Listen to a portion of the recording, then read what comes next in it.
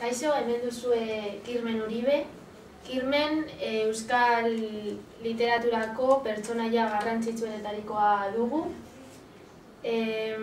Bera poetatzat dauka bere burua, baina garai hauetan oso zaila denez poesiatik bakarrik bizitzea.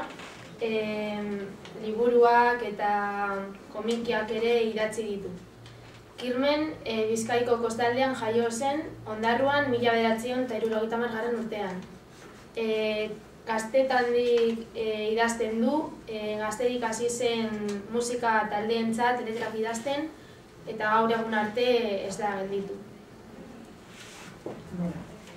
Garai horretan, euskal filologia ikasketak Gasteizen burutu zituen, eta urtebetez egon zen Trenton, Italia, gradu ondoa egiten.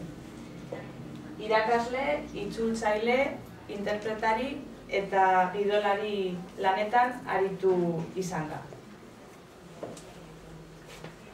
Kirmen Uribek ipuinak eta komikiak argitaratu ditu, han-hemenka, baita poesia liburuak bitartean heldu eskutik bat, bere obra liriko ezagunena da, eta haur eta gazte literatura da gehien landu duen generoa.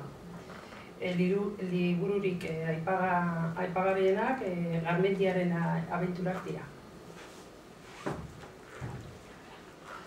Bere lanik garrantzitsuena Bilbao New York Bilbao novela da, non bere memoriak kontatzen dituen Bilbao New Yorkera doan hegaldi batean.